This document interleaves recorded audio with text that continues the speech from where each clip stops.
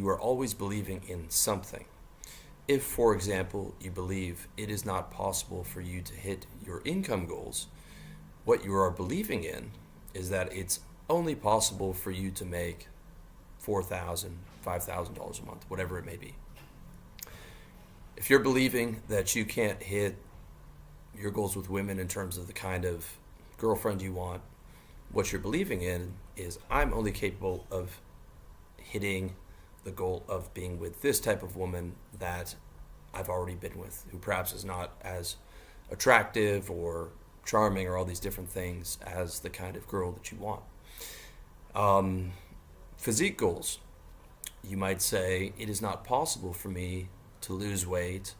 It is possible for me to just stay at this weight, or maybe I could lose 10 pounds, but I have some kind of glandular issue that I couldn't solve with T3, and it's just not possible. Or, I'm too old, I'm 45, I can't do it. Or you believe it's possible for other people to lose weight, but you just have betrayed yourself so many times trying that you don't believe it's possible for you.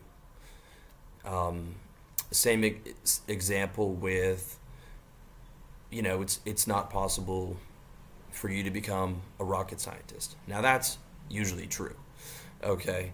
I'm not going to be able to become a rocket scientist no matter how hard I tried, or play in the NBA, or do any manner of things.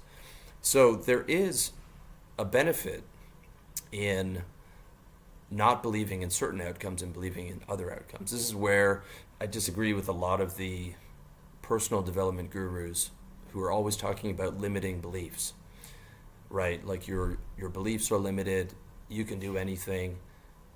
That's not true. But in my opinion, you can do a tremendous amount more than you think you're capable of. You can have a killer physique. If you are at least decent looking, you can get very attractive women. You're going to have to use, social media, blow up your social media, have people sliding into DMs, get you some clout online or offline, practice your charm, all these things, run a ton of volume. I've seen it. I've experienced that with my clients. Most of them are better than average looking, but you get the idea. In regards to income, I think anybody with above an average IQ can do 7 figures. All you have to do is insurance or real estate and go hard as hell on selling, and then hire people to do the same thing. Nowadays, you can just buy a course and it's going to teach you exactly how to scale your real estate or insurance business. You can have all the game frame mapped out for you in hyper-specific and a mastermind group and all these different things. And I think 8 figures is possible for, a lot of you watching this video. Because I would like to think my audience is sharper and already more successful. You're probably already doing 6 figures. So, I've seen this with a number of my clients. And, when you approach these things with a gun to your head, so to speak, and you're dead serious about it, the amount that you can do in a decade is incredible. And I talk about this a lot in my Life Game course, How to Play the Game of Life, about setting those decade goals and then linking them all up with the yearly goals. So you've got a goal for this year, every goal for the subsequent years across your health, wealth, income, relationships, where you want to live, all these different things. But it can't be done without faith.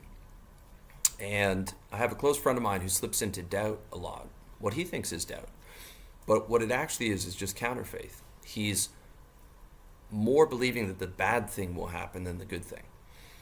And that's an easy position to take, because a lot of bad things happen in the world, and to get the good things, it is much harder.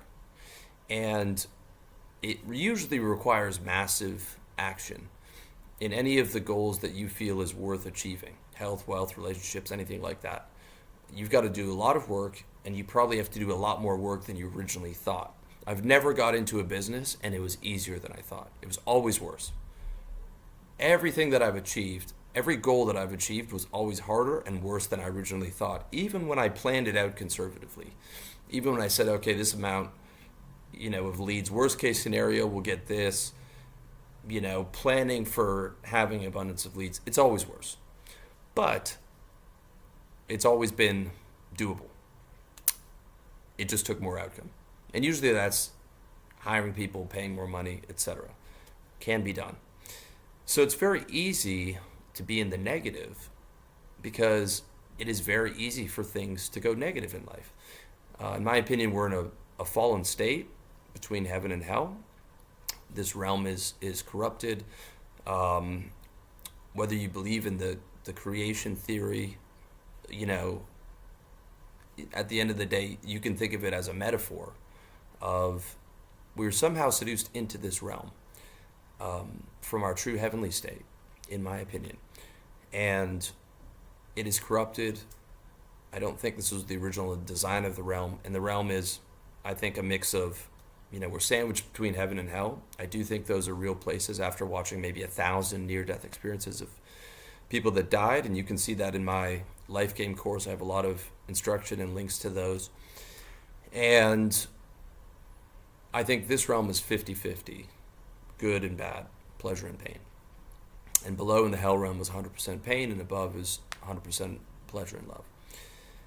If you're agnostic, or you don't believe, that's fine. You can just, negate that piece of information that I gave you, but at least you can understand logically and objectively that this world, I think, is equal parts pleasure and pain. Now, that doesn't mean that your life has to be equally pleasure and painful. There's people that are born with horrendous conditions and live a life of massive suffering, and then there's the Justin Biebers who did some songs on MySpace and got massive fame and money and girls and all these different things from it. So it's not distributed equally across all people, but it is a mixture of those two things. And because of that mixture, it tends not to be easy to get the things that you want. And everyone else wants the things that you want, so there's a lot of competition for them. So it's very easy to have counterfaith in bad things happening, because it's something you see so frequently. And winning at any of these objectives or games is defined by most people losing. Otherwise, the win wouldn't have any significance. It wouldn't have much of a significance to have $10 million if everyone had $10 million. It wouldn't have much of a significance to have a beautiful girlfriend if everyone had that.